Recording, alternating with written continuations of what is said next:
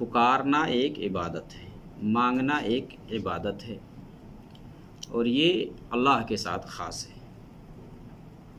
और यहाँ मुराद, पुकार से मुराद वो पुकार है जो मा फ़ौक़ल असबाब हो, जो ताकत से ऊपर हो, जो तहतल असबाब है वो जायज़ है। तहतल असबाब का मतलब ये है, मिसाल के तौर पर जान लें कि मुझे अभी 50 रुपये की ज़रूरत है। आपसे मैं कहूँगा, अगर आप सामने में हैं तो आपसे कह सकता हूँ कि अगर आपके पास है तो आप मुझे 50 रुपये दे दें। या आपके पास मान ले कोई चीज़ है, मैं आपसे ज़रूरत के तहत मांग सकता हूँ। ये तहतल असबाब है, जो इंसान की सकत में है, ताकत में है, वो आदमी वहाँ तलब कर सकता है। लेकिन जो फ़ौक़ल असबाब, यानी असबाब से ऊपर तर की बात हो कि आदमी मान ले आप अपने घर पे हैं और आपसे मैं कहूँ कि बग़ैर तवासुल के यहाँ से पुकारूँ कि आप मुझे दे दे, मेरी ये दुआ सुन ले, तो ये फ़ौक़ल असबाब है। और ये सिफ़त अल्लाह की है कि हर गैब को अल्लाह रब्बुल आलमीन जानता है, हर एक की पुकार को सुनता है, वही सुनने वाला है। और पुकार यानी देखिए, इबादत में सबसे अहम इबादत ये दुआ है, और दुआ इबादत है। दुआ हुवल इबादत, दुआ ही ये इबादत है। असल में हम जब इबादत करते हैं तो अल्लाह रब्बुल आलमीन की तारीफ़ व तौसीफ़ करते हैं, अल्लाह रब्बुल आलमीन की हम्द व सना बयान करते हैं, अपनी हाजत रखते हैं, अल्लाह से तलब करते हैं, मांगते हैं। चाहे जहन्नम से बचने के हवाले से हो, जन्नत तलब करने के हवाले से हो, हम अल्लाह से मांगते हैं, है ना। तो मांगना, पुकारना ये इबादत है। इस इबादत के अंदर अक्सर व बेशतर लोग शरीक ठहराते हैं। यानी जो सिफ़त अल्लाह की है सुनने की, मान ले अल्लाह को तो हम नहीं देखते हैं, अल्लाह रब्बुल आलमीन हमें देख रहा है। हम अल्लाह को जब पुकारते हैं, चाहे हम दिल में भी पुकारें तो अल्लाह रब्बुल आलमीन सुनता है। जहाँ कहीं भी ज़ोर से आप पुकारें या चाहे आहिस्ता पुकारें, अल्लाह सबको सुनता है। लेकिन इंसान हर एक की नहीं सुन पाता है। ज़िंदा है तो जो दायरा है, दायरे ही तक में, हद है, हद ही तक में सुन सकता। मान ले आप वहाँ हैं तो वहाँ आप सुन सकते हैं, या मान ले जहाँ मेरी आवाज़ पहुँचेगी जहाँ तक, वहीं तक आदमी सुन सकता, उससे आगे नहीं सुन सकता। लेकिन अल्लाह रब्बुल आलमीन को कहीं से आप पुकारे सुन रहा है। तो लोग यहाँ पुकार में, फरियाद में अल्लाह के साथ शरीक ठहराते हैं कि जो सिफ़त अल्लाह के साथ ख़ास है कि अल्लाह ही सुन सकता है, वही दे सकता है, वही मार सकता है, वही जिला सकता है, वही शिफायाब कर सकता है। यहाँ लोग क्या करते हैं कि अल्लाह को छोड़ करके किसी गैर से फरियाद करते हैं और गैर से तलब करते हैं। तो ये मेरे भाई शिरक है, ये शिरक है। और कुरान में जगह जगह इसका रद्द किया गया है कि तुम अल्लाह के अलावा जिनको पुकारते हो वो तुम्हारी पुकार सुन नहीं सकते। आज देखे लोग किस तरह से कोई अली को पुकारते हैं, कोई हुसैन को पुकारते हैं, है ना, कोई किसी को पुकारते हैं, कोई कब्र वाले को पुकारते हैं। तो आप मान ले गैरों के आप ले लें, हिंदुओं के यहाँ जाते हैं, देवी देवताओं को पुकारते हैं इस तरह से। तो ये मेरे भाई शिरक है, ये शिरक है कि आप ऐसे से आप मांगें कि जिसके अंदर कोई सकत, कोई ताकत नहीं। अगर सुन ले तो जवाब भी नहीं दे सकता। एक तो सुन नहीं सकते, अगर सुन भी ले तो जवाब नहीं दे सकते। कब्र वालों को लोग पुकारते, अगर वो पुकार सुन भी ले तो जवाब नहीं दे सकते। तो आप पुकारें उसको जो जवाब देने वाला है, जो सुनने वाला है। इसलिए यहाँ अक्सर व बेशतर लोग क्या करते हैं, शिरक करते हैं। कहाँ? पुकार में, दुआ में। जैसा कि कुफार के बारे में अल्लाह ताला ने कुरान में फरमाया ना कि जब उनसे कहा जाता कि इन देवी देवताओं के पास क्यों जाते हो, तो वहाँ क्या कहते हैं, मा नाअबुदुहुम, कि हम इनकी इबादत नहीं करते, इल्ला लियुक़र्रिबूना इलल्लाहि ज़ुल्फ़ा, हम इसलिए इनके पास जाते हैं ताकि ये हमें अल्लाह से करीब तर कर दें।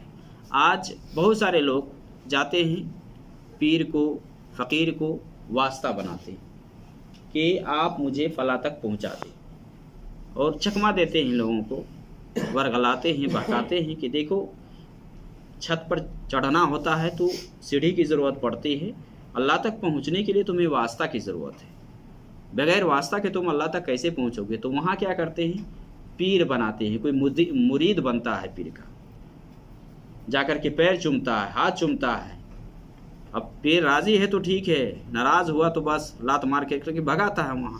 تو یہ جو پیر بناتا، بہت سارے پیر ہیں نماز نہیں پڑھتے، بالکل منافق اور اس طرح کے لوگ پیر بنے بیٹھے ہوئے ہیں. جہاں جا کر کے لوگ کیا کرتے ہیں؟ سجدہ کرتے ہیں، وہاں جا کر کے مجاور بن کر کے بیٹھے ہوتے ہیں. تو یہ جو پیری مریدی والی بات ہے یہ صحیح نہیں ہے. پیری مریدی والی بات جو ہے یہ صحیح نہیں ہے. اور یہ جو کہتے ہیں کہ ہم واسطہ بناتے ہیں، تو واسطہ آپ اس چیز کو بنائیں جس کو بنانے کا اللہ نے حکم دیا ہے. واسطہ آپ کس کو بنائیں؟ کس کے ذریعے سے آپ اللہ کے قریب جا سکتے ہیں؟ فرائض کی ادائیگی کر کے.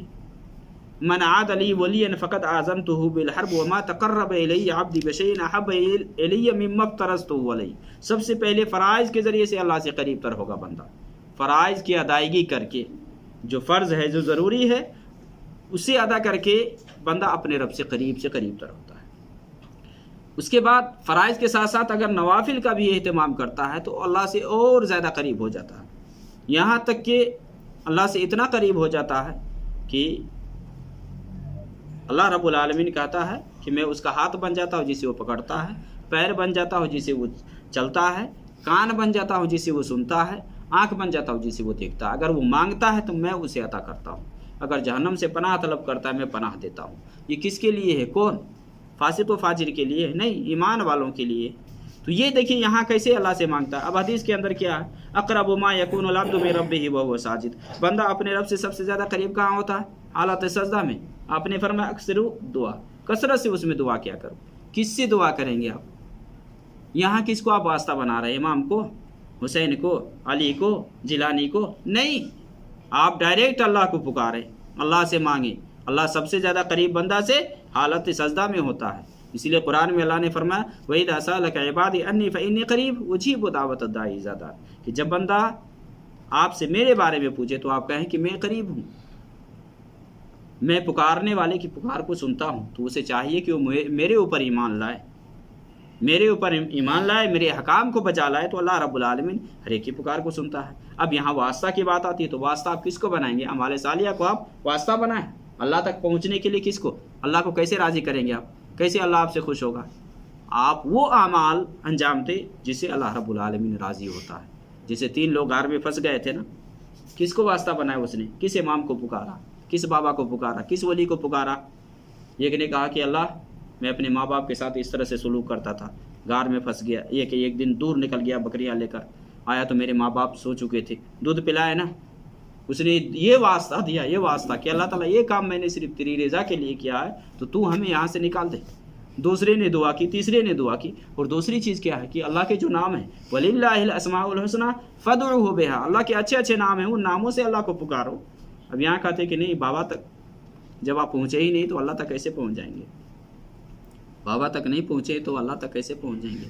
اللہ کہہ رہا ہے ڈائریکٹ پکارو، مجھ سے مانگو، اعمال صالحہ کرے. اللہ کہہ رہا ہے اللہ کے اچھے اچھے نام ہیں، یا رحمان، یا ستار، یا غفار، رحیم، رحمان، یہ سب اللہ کی صفات ہے، اللہ کے نام ہیں. ان ناموں کو آپ واسطہ بنائیں نا. آپ کو ماننے کی رزق کی ضرورت ہے، رزاق اس کی صفت ہے. ان اللہ هو الرزاق ذو القوۃ المتین. آپ اس کو واسطہ دے کر کے اللہ تو ہی رزاق ہے، تو ہی سب کو روزی دے رہا ہے، تو مجھے روزی دے. آپ بیمار ہیں، اللہ رب العالمین سے مانگیں کہ تو ہی شفا دینے والا ہے. انت شافی لا شفاء الا شفاء لا یغادر سقما. آپ کو جس چیز کی ضرورت ہے اللہ کے نام کو آپ استعمال کریں نا، واسطہ بنائیں، وہاں اللہ سے مانگیں ڈائریکٹ.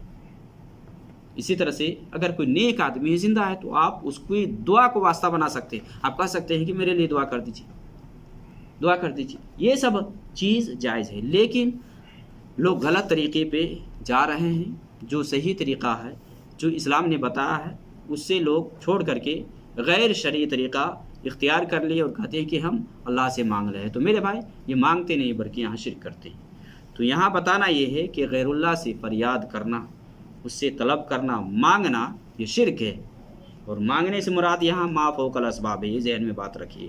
زندہ ہے، باحیات ہے، اس کے اندر وہ طاقت ہے، چھمتا ہے، وہ دے سکتا ہے، تو آپ طلب کر سکتے ہیں. جیسا میں کہا کہ کوئی چیز ہے، روپیہ ہے، پیسہ ہے، آپ اس سے کہے جا کر کے کہ بھائی مجھے بیٹا دے دو، مجھے بیٹی دے دو، کر دے گا. یہ اللہ کی صفت ہے، اللہ دینے والا. تو یہاں دیکھیے اللہ رب العالمین کیا فرماتا ہے، وَلَا تَدْعُوا مِن دُونِ اللَّهِ مَا لَا يَنْفَعُكَ وَلَا يَضُرُّكَ. کہ اللہ کے علاوہ تم ایسے کو مت پکارو جو نہ تمہیں نقصان دے سکتے ہیں نہ نفع پہنچا سکتے ہیں۔ اور عبداللہ ابن عباس رضی اللہ تعالیٰ عنہما سے نبی صلی اللہ علیہ وسلم نے یہی فرمایا نا، اذا استعینت فاستعین باللہ، جب تمہیں مدد کی ضرورت ہو اللہ سے مدد طلب کرو، جب مدد کی ضرورت ہو اللہ سے مدد مانگو۔ ایاک نعبد و ایاک نستعین اہدنا الصراط المستقیم، ہم اللہ کی عبادت کرتے ہیں، ہم اقرار کرتے ہیں نماز میں، ہر وقت نماز پڑھتے ہیں، نماز میں ہم یہ آیت پڑھتے ہیں کہ اللہ ہم تیری ہی عبادت کرتے ہیں اور تجھی سے مدد مانگتے ہیں، لیکن پھر بھی اللہ کا جو دروازہ ہے، اللہ کا جو طریقہ ہے مانگنے کا، وہ طریقہ نہ مانگ کر کے، یعنی اللہ نے جو ہمیں طریقہ دیا ہے وہ طریقہ نہ استعمال کر کے ہم غیر طریقہ کو استعمال کرتے ہیں۔ ہم یہاں اقرار کرتے ہیں کہ ہم تیری ہی عبادت کرتے ہیں، تجھی سے مدد مانگتے ہیں، اب یہاں اسے مدد نہ مانگ کر کے کہتے بابا میری یہ حاجت پوری کر دو، مجھے یہ دے دو وہ دے دو، تو میرے بھائی یہ صحیح نہیں۔ دیکھیے اللہ تعالیٰ وہی فرماتا ہے کہ تم اللہ کو چھوڑ کر کے کسی ایسے کو پکارو گے جو تمہیں نہ تو نقصان دے سکتے نہ نفع پہنچا سکتے، فَإِن فَعَلْتَ فَإِنَّكَ إِذًا مِّنَ الظَّالِمِينَ، اگر آپ نے ایسا کر لیا تو آپ ظالموں میں سے ہو جائیں گے، یعنی مشرکوں میں سے ہو جائیں گے۔ ظلم کا ایک معنی شرک بھی ہوتا ہے نا، ان الشرک لظلم عظیم الذین آمنوا ولم یلبسوا ایمانہم بظلم، قرآن میں اللہ تعالیٰ نے فرمایا کہ جو لوگ ایمان لائے اور اپنے ایمان کے ساتھ ظلم کو نہیں ملایا تو یہی لوگ کامیاب ہونے والے ہیں، یہی لوگ کامیاب ہونے والے ہیں۔ تو آپ ظلم کون نہیں کرتا اپنے اوپر؟ اپنی جان پہ ظلم نہیں کرتا انسان، خود کرتا اپنی جان پہ ظلم۔ تو صحابہ نے کہا کہ نبی صلی اللہ علیہ وسلم کون ہے جو ہم میں سے اپنی جان پر ظلم نہیں کرتا؟ تو آپ صلی اللہ علیہ وسلم نے یہاں وضاحت کی نا، آپ نے بتلایا نہیں کہ یہاں ظلم سے مراد شرک ہے، ظلم سے مراد یہاں شرک ہے، تو ظلم کا ایک معنی شرک بھی ہوتا ہے۔ تو یہاں اللہ تعالیٰ فرماتا ہے فَإِنَّكَ إِذًا مِّنَ الظَّالِمِينَ، اگر ایسا آپ نے کر لیا کہ ایسے کو آپ نے پکارا جو نہ نفع دے سکتا نہ نقصان پہنچا سکتا، اس کو اگر آپ پکارتے ہیں تو آپ ظالموں میں سے ہو جائیں گے، مشرکوں میں سے ہو جائیں گے۔ وَإِن يَمْسَسْكَ اللَّهُ بِضُرٍّ فَلَا كَاشِفَ لَهُ، اللہ رب العالمین اگر کسی کو کسی مصیبت میں مبتلا کر دے تو اللہ کے علاوہ کوئی اسے ٹالنے والا نہیں ہے، کوئی نہیں ٹال سکتا ہے، ٹالنے والی ذات صرف اللہ کی اللہ ہو۔ وَإِن يُرِدْكَ بِخَيْرٍ فَلَا رَادَّ لِفَضْلِهِ، اگر کسی کو اللہ رب العالمین فضل دے دے تو اس کے فضل کو کوئی ٹالنے والا بھی نہیں، ہٹانے والا بھی نہیں ہے۔ اللہ رب العالمین اپنے بندوں میں سے جس کو چاہتا ہے نوازتا ہے، اپنے فضل سے دیتا ہے۔